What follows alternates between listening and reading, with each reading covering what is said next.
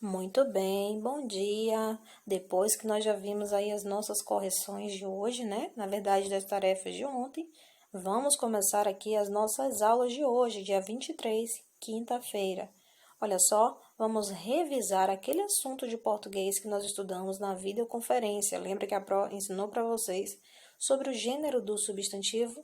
Pois é. Então, vem comigo aqui para a gente refrescar a memória e ali lembrar de tudo e fixar na nossa mente para a gente nunca mais esquecer. Lembrando que o substantivo ele possui dois gêneros, né? O gênero feminino e o gênero masculino. Então, aqui, os substantivos podem ser do gênero feminino ou do gênero masculino. E nós utilizamos aí, antes de escrever ou antes de pronunciar esses substantivos, artigos que podem acompanhá-los, né? Não são obrigatórios, às vezes nós só pronunciamos o substantivo, mas os artigos eles também vêm em concordância com o substantivo. Pois é, porque os artigos também são classificados com o gênero feminino e com o gênero masculino. Olha só, antes dos substantivos femininos, nós podemos colocar os artigos a, que é no singular, as no plural, ou uma no singular, ou umas no plural, onde o a e o uma possuem ali a mesma função, e o as ou e umas também possuem a mesma função. Observe aqui esses exemplos, ó, o uso dos artigos femininos antes dos substantivos. Comprei uma bola rosa. Observe que uma se classifica como artigo do gênero feminino. Claro, ele precisa estar ali acompanhando um substantivo que também deverá estar no gênero feminino, correto? Que substantivo é esse? Bola, né? A vizinha encontrou uma das sandálias. Observe aqui, nós temos dois artigos e temos dois substantivos. Quais são os artigos? A e umas. E os substantivos vizinha e sandália. Ambos são substantivos do gênero feminino. Por quê? Porque os artigos na qual está acompanhando estes substantivos são artigos do gênero feminino e que há ali a concordância, não é isso? Então, assim, se o artigo estiver no singular, o substantivo também precisa estar no singular. E se o artigo estiver no plural, o substantivo também deverá estar ali no plural. Eu ganhei as flores de presente, a mesma regrinha, as, né? Vai ser um artigo do gênero feminino e flores um substantivo do gênero feminino. A escova de Pedro é azul, tá vendo? Se aqui nós não tivéssemos a presença do artigo e somente o substantivo e tivéssemos dúvida sobre qual gênero o substantivo está ali representando, é só imaginar esse substantivo com o uso dos artigos. Vocês vão testando. A fala o substantivo. As fala o substantivo. Da maneira que você pronunciar e identificar que está correta, então há ali uma concordância. É aquele artigo que vai determinar também o gênero do substantivo. Já o caso dos substantivos masculinos, nós também utilizamos ali artigos para acompanhá-los, né, que vem antecedendo. Antes do substantivo do gênero masculino, nós podemos colocar os seguintes artigos. O, que está no singular, os, que está no plural, no singular e uns no plural, onde o o e o possuem a mesma função. Os e uns também a mesma função. Observe aqui esses exemplos. Perdi o celular na rua. Perdi o celular na rua. O é um artigo, né, que está ali no gênero masculino. Portanto, automaticamente nós já identificamos que o substantivo celular também estará ali no gênero masculino. Encontrei os diamantes perdidos. Diamantes é um substantivo do gênero masculino, correto. Por quê? Porque o artigo que está acompanhando é um artigo do gênero masculino. É muito importante a gente lembrar da classificação dos artigos, né, quanto ao seu gênero também, que vai ajudar na colocação aqui também na determinação do gênero do substantivo. Os pais trouxeram uns doces. Nós temos aqui nesta frase dois artigos e dois substantivos. Dentre eles, ó, artigos os e uns, do gênero masculino. Pais e doces também, do gênero masculino. O caderno tem um risco na capa. O caderno tem um risco na capa. A mesma coisa, nós podemos observar que as palavras destacadas são artigos que estão no gênero masculino, portanto, estão antecedendo os substantivos do gênero masculino. Um cachorro sem dono está lá fora, a mesma coisa. Observe aqui que os substantivos eles podem ser classificados em biformes ou uniformes, quando nós também estamos falando do seu gênero. Biformes é quando o substantivo ele tem duas formas de escrita, mas possui a mesma colocação, a mesma função. Significa a mesma coisa, porém no seu gênero oposto. Por exemplo, ateu é o substantivo no gênero masculino. E qual é o feminino desse substantivo? Ou seja, o seu contrário, né? Ateia. Então, ali há duas formas de escrita. Biforme significa duas formas, né? Avô, avó. Europeu, europeia. Galo, galinha, não é isso? Então, sempre o masculino, há também um feminino. Herói, heroína. Judeu, judia. Rapaz, rapariga ou moça. Ator, atriz. Embaixador, embaixatriz. Frade, feira, freira. Guri, guria. Imperador, imperatriz. Peru, perua, rei e rainha. Todas as palavras que estão aqui à esquerda do hífen estão no gênero masculino, não é isso? E as que estão ao lado direito do hífen estão no gênero feminino. Lembrando que o gênero masculino é para o quê? Menino. E o gênero feminino é para menina. Aqui são os substantivos que possuem duas formas de escrita. Já os substantivos biformes, o que acontece? São aqueles substantivos que possuem uma única escrita, por isso eles são chamados de uniformes, né? A sua escrita ela não varia, ela permanece a mesma, tanto para o feminino quanto para o masculino.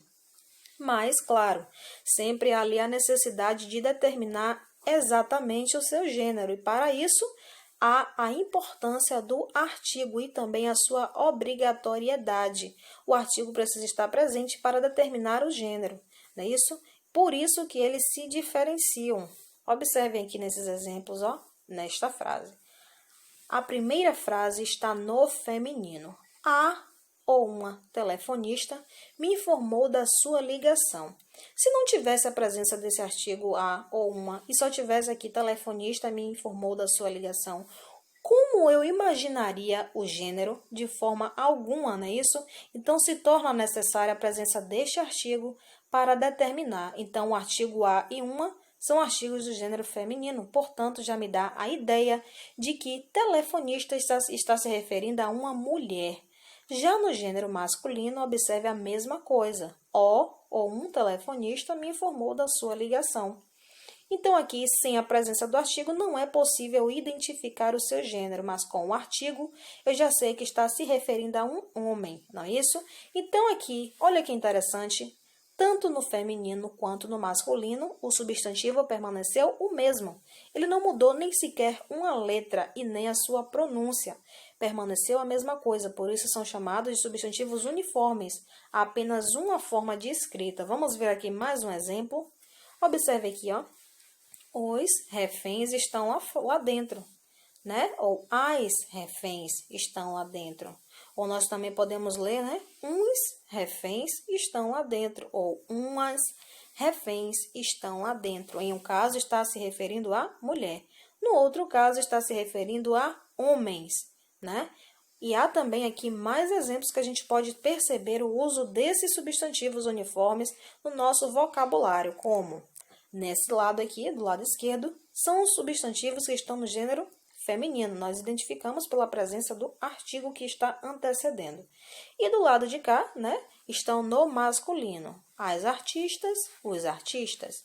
Um agente ou um agente.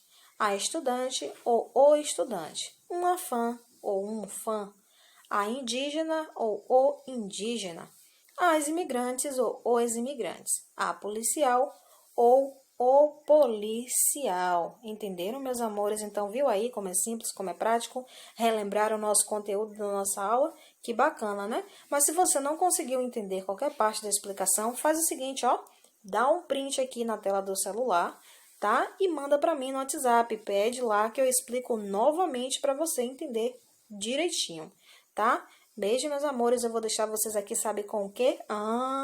Com aquele recadinho no nosso intervalo. Exatamente, você acertou. Já está aí ciente, hein? Esperando o recadinho da Pro de proteção contra o coronavírus. Pois é. Então, aguarde só um instantinho, menos de um segundo. Eu já volto, meus amores, pra gente depois, ó, do nosso intervalo, continuar a nossa aula, tá? Beijo. Meus amores, nesse intervalo aqui, o que eu vou estar fazendo? Vou estar resumindo todas as medidas que eu venho trazendo para vocês anteriormente, tá? Lavar as mãos regularmente com água e sabão, nunca se esqueçam. Usar antisséptico de mãos à base de álcool, né?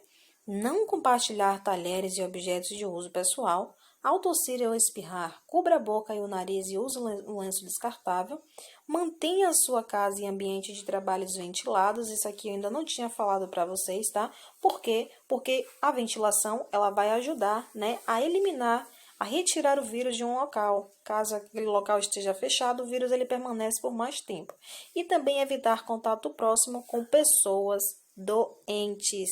Então, meus amores, essa aqui foi a dica que a Pro trouxe para vocês de hoje, aquela recapitulação, ou seja, o resumo, né, das medidas que eu venho trazendo. Eu decidi hoje relembrar para vocês não esquecerem. Está sempre conversando com a mamãe e com o papai, né, sobre também essas dicas, que vai estar ajudando e muito aí na saúde de vocês.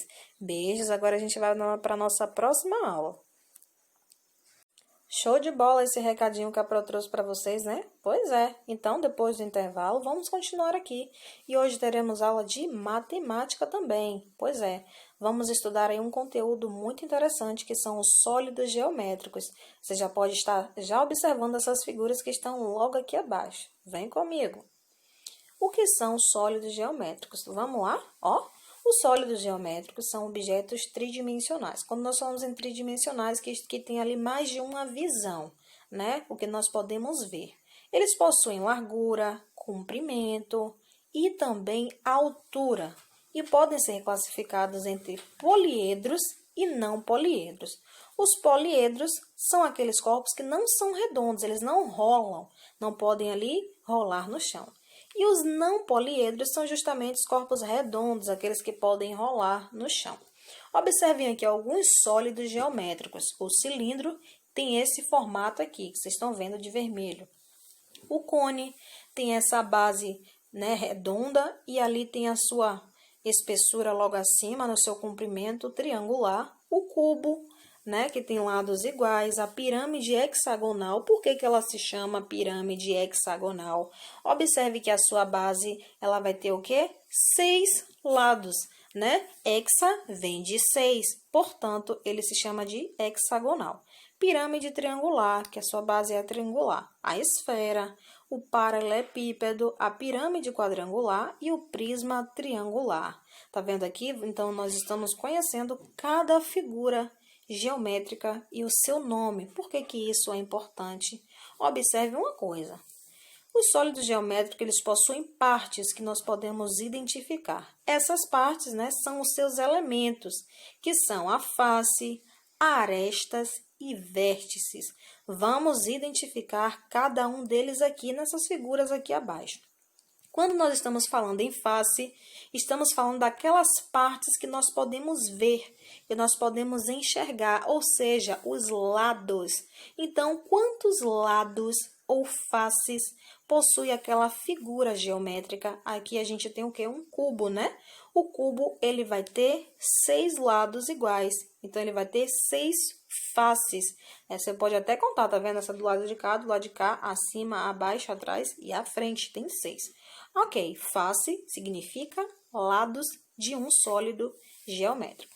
Quando a gente vai falar em aresta, estamos falando daquela linha que está unindo os lados, né? Entre um lado e outro, né? Do sólido geométrico. Observe a aresta aqui sendo representada por essa linha azul, porque justamente as arestas são essas linhas de união. E os vértices, olha só, os vértices é o que eu gosto de chamar de pontinhas. Pois é, porque realmente são o que eles são. As pontinhas, as pontas dos sólidos geométricos. A cada pontinha nós vamos ter um vértice, que vai ser a união de 3 arestas ao mesmo tempo, né? Então, onde há aquele ponto de união das 3 arestas, então vai ter ali um vértice. Lembrando que faces são todos os lados. A aresta é a união, né? Aquela linha de união entre os lados de um sólido, e vértice é a união de 3 arestas, né? Ou seja, as pontinhas. Observe aqui também nesse triângulo, né, que nós chamamos de prisma com base o quê? Quadrangular, que é quadrada. A gente tem aqui os lados do triângulo, ou seja, as suas faces. Quantos lados tem um triângulo? Quantas faces? 3 faces, né? E quantas arestas? Também vai possuir 3 arestas, a cada lado ali sendo unido. E quantos vértices? A gente só precisa contar, lembrando que os vértices é a união de 3 arestas ao mesmo tempo. Então, ele vai ter um vértice, uma bolinha, né? Perdão, a cada pontinha ele vai ter um vértice.